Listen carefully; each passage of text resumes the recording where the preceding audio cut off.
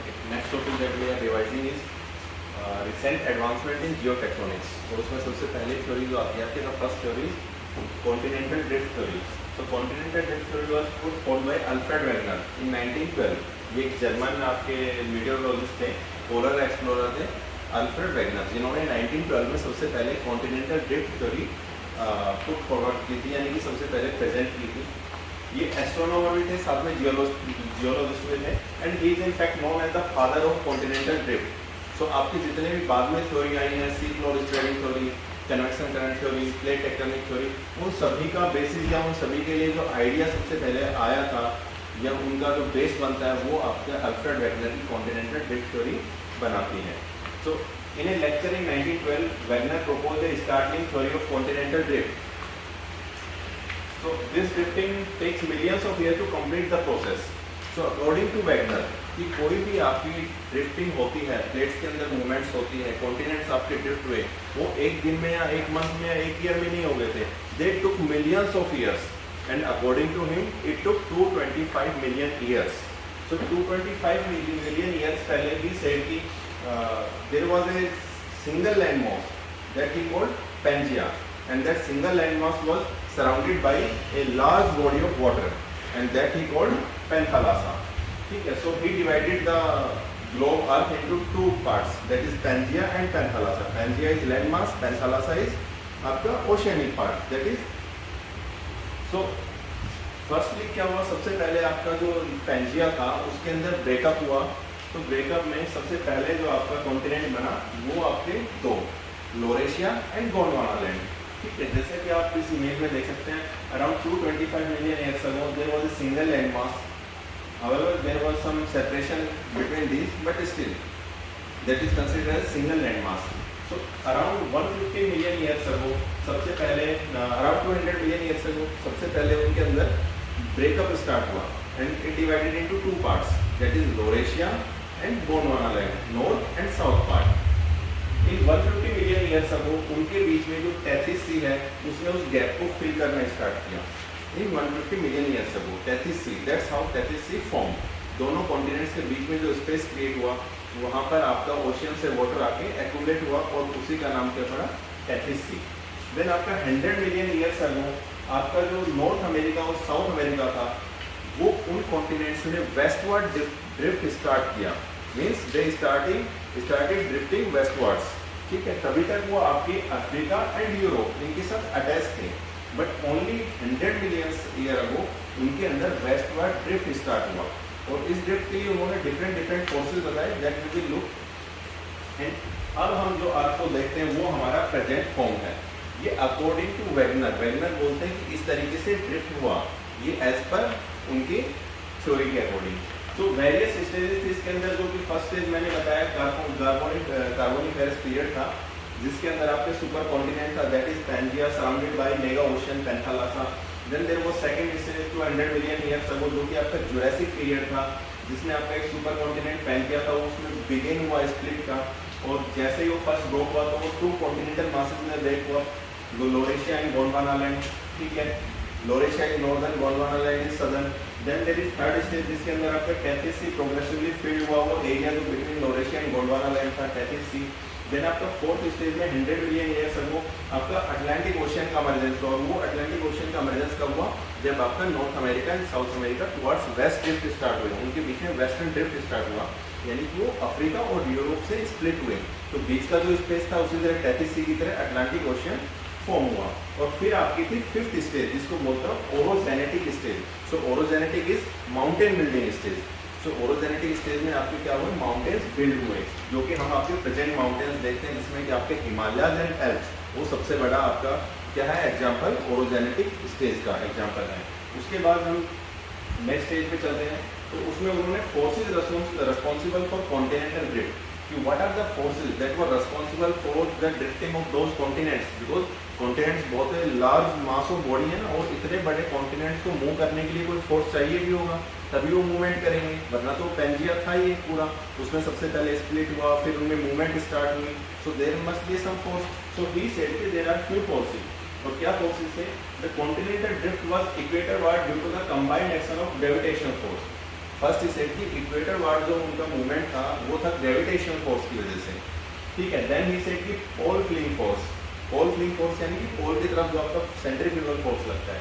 Then आपका buoyancy force, ठीक है, because the planet is not perfectly round and has a bulge at the equator, ठीक है। उन्होंने कहा कि आपका जो अर्थ है उसमें इक्वेटर पे बल्ज है, वो एकदम परफेक्टली स्क्वायर नहीं है, ठीक है। तो उसके पीछे इन्होंने फोर्सेज बताए। सो आपका पोल फ्लिंग फोर्स क्या है, is caused by an increase in centrifugal force from the pole towards the equator, ठीक है। आपका जो पोल फ्लिंग फोर्स होता है वो किसकी वजह से होता है, सेंट्रीफ्यूगल फोर्स की वजह से, जो कि पोल से टुवर्ड्स इक्वेटर की तरफ होता है, ठीक है।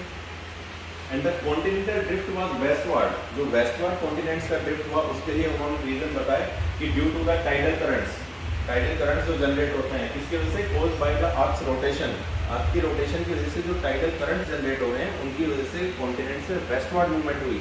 बट क्या रियल लाइफ में is it practical? No, that we will see in its criticism, ठीक है। Then however these two factors were eventually discovered to be insufficient reasons for continental drift which is considered a criticism of Wegener's theory, ठीक है। तो evidence क्या देते हैं, Wagner ने जब कोई थ्योरी प्रोपाउंड की है, उन्होंने पोस्टुलेट किए तो उन्होंने कोई ना कोई एविडेंस भी दिए होंगे। So he provided few evidences for the continental drift theory. और व्हाट आर दोज एविडेंसेस? सबसे पहले उन्होंने कहा matching of continents, that is jigsaw fit. उन्होंने कहा कि जब हम कॉन्टिनेंट्स को मैच करेंगे ना तो वो एकदम जिगसॉ फिट हो जाते हैं, यानी कि एक दूसरे में इस तरीके से जैसे हमारी फिंगर्स फिट हो गई हैं, ठीक है। तो उन्होंने कहा कि आपका साउथ अमेरिका है, ये आपका अफ्रीका कॉन्टिनेंट से जिगसॉ फिट हो जाता है। आपका जो यूएस कनाडा है, नॉर्थ अमेरिका है, वो आपका यूरोप और अफ्रीका के साथ जिगसॉ फिट हो जाता है, ठीक है। तो ये उन्होंने एक अजम्पशन किया, जैसे कि हम प्रेजेंट में देखते भी हैं इनकी जो शेप है इन कॉन्टिनेंट्स की, वो लगता है कि दे विल फिट जिगसॉ, ठीक है। बट क्या वो उनमें वेस्टवर्ड ड्रिफ्ट टाइडल करंट्स की वजह से थी? नहीं, ठीक है, वो हम आगे देखेंगे। देन नेक्स्ट इज आपका सेकंड एविडेंस वो इसके सपोर्ट में देते हैं जियोलॉजिकल स्ट्रक्चर। वो बोलते हैं कि जियोलॉजिकल स्ट्रक्चर ना जो आपके अफ्रीकन कॉन्टिनेंट में, यूरोप में और नॉर्थ अमेरिका के यानी कि साउथ ईस्ट पार्ट में जो आपके जियोलॉजिकल स्ट्रक्चर है वो सेम है, सिमिलर एज के हैं, सेम रॉक स्ट्रक्चर है और उनके अंदर सभी उनका केमिकल कॉम्पोजिशन, मैकेनिकल कॉम्पोजिशन सब उनका सिमिलर है, स्ट्रक्चर उनका सभी सेम है।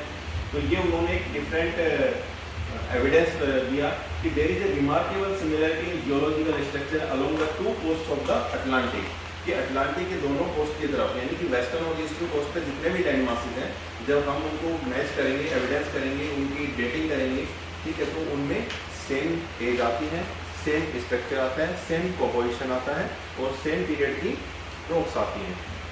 The best example is provided by the Appalachian Mountain of North America. आपके नॉर्थ अमेरिका में Appalachian Mountains हैं, which come right up to the coast and continue their trend across the ocean in the old Hassanian Mountains of the Southwest Ireland, Wales and Central Europe. आपके Appalachian Mountain जो कि north America में है, उनके evidences ये बोल रहे हैं कि वो कंटिन्यू एक चेन है उन रॉक्स की, जो कहाँ पर जाती है आपके वेस्टर्न यूरोप में, आयरलैंड, वेल्स, उस रीजन में वो सेम रॉक सिस्टम चलता आ रहा है। इट मीन्स कि दे वर वंस वन, ठीक है। देन नेक्स्ट ये क्या बोलते हैं, नेक्स्ट एविडेंस ये दे रहे हैं कि पर्मो कार्बोनिफेरस ग्लेशिएशन।